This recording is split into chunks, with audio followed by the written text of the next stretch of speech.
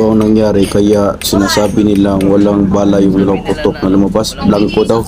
Totoo lang ang bala nun ay base sa baril ng 357. Makikita nyo naman dyan na kanila yung kukunin yung nabara na bala ng 357. Dalawang lead po yan.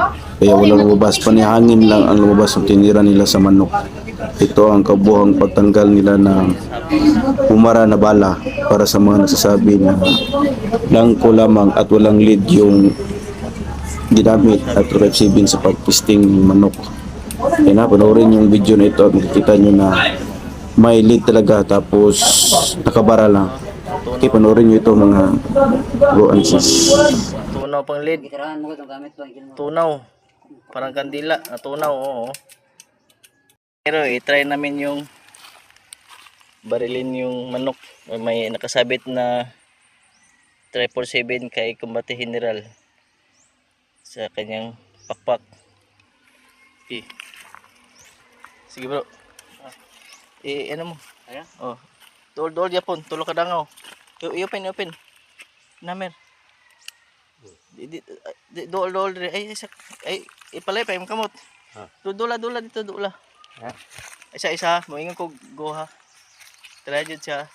Okay, bira. Give. Bira. Kumto.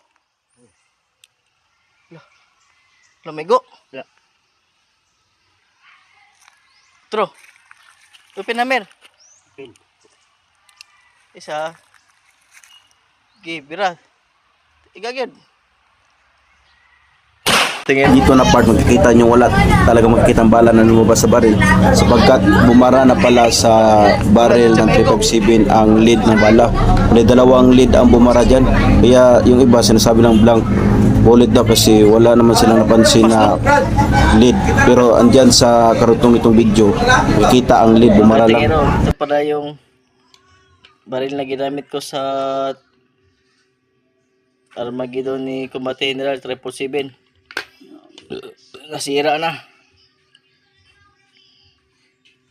na yung baril ko. Yung pangapat na tinira namin, hindi namin nakita yung bala kasi ano pala dito. Ito pala dahilan no, nasira yung ano ko gamit.